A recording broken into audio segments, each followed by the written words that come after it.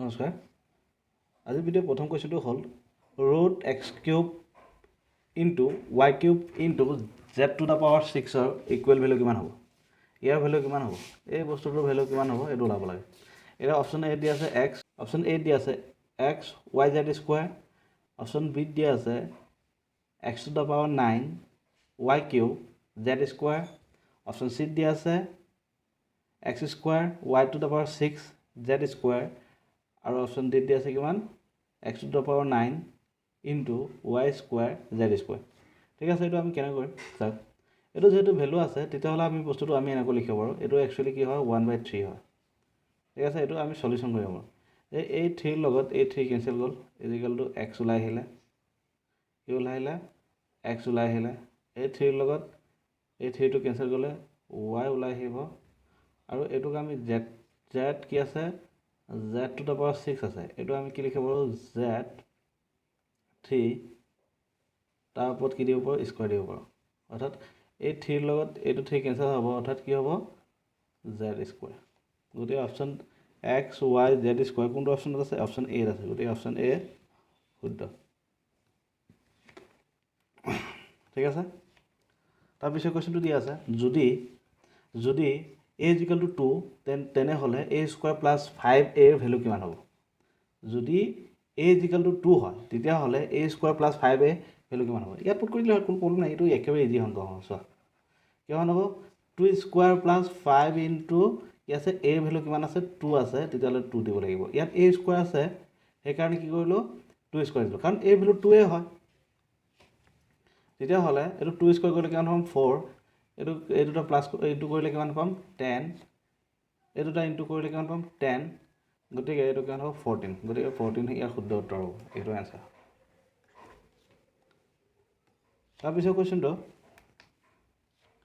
কি দিয়া আছে যদি 3√2,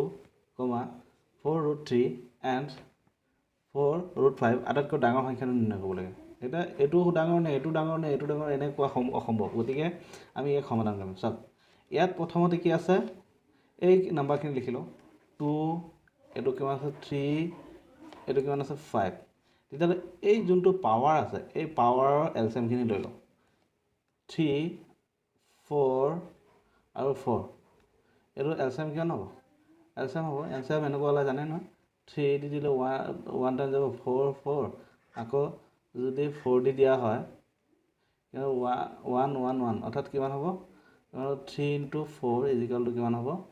12 হ'ব এটো 2 দি গলে হেতেন এই 2 দি দিব পাৰিলে হেতেন বাদ দিয়ক এটো কিমান এটো এলসিএম কিমান হ'ব 4 এটো এই গোটেইখিনি এলসিএম কিমান হ'ব 12 এতিয়া এই 3 এই 3 টো এই 3 এই 12 ৰ মত কিমান টাইম যাব এই 12 ৰ মত কিমান টাইম যাব 3 12 ৰ মত কিমান যাব 4 টাইম যাব এটো 4 টো পাৱাৰ কৰি দিলো এই 4 12 ৰ মত কিমান যাব 3 টাইম যাব আকৌ এই 4 টো এই 12 ৰ মত কিমান যাব 3 টাইম যাব গতে এখিনি কৰিলে চাওক 2 into 2 into 2 into 2 অৰ্থাৎ 2 গুণ 4 2 গুণ 4 4 4 গুণ 16 অৰ্থাৎ এটো কৰিলে কিমান পাম আমি 16 পাম তাৰ পিছত এটো কৰিলে 3 into 3 into 3 3 3 গুণ 9 9 3 গুণ 27 অৰ্থাৎ 27 এটো কৰিলে আমি কিমান পাম 27 এটো কৰিলে 5 into 5 into 5 is equal to 5 গুণ 25 25 গুণ 125 অৰ্থাৎ এটো কৰিলে কিমান পাম আমি 125 পাম আমি দেখিলো যে এই তিনটাৰ ভিতৰত আটাইতকৈ ডাঙৰ সংখ্যাটো কোনটো এটো গতিকে আমাক কি দিছে আটাইতকৈ ডাঙৰ সংখ্যাটো নিৰ্ণয় কৰিব লাগে তেতিয়াহলে এই বস্তু এই 125 টো কৰপা পালো 4√5 ৰ পৰা পালো গতিকে এটো হ'ব ইয়াৰ শুদ্ধ উত্তৰ গতে আটাইতকৈ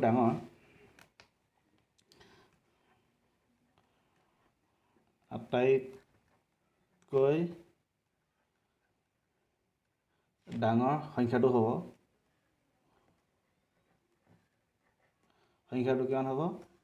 √4 5 গতিকে এটো ভালকৈ মনত ৰাখিব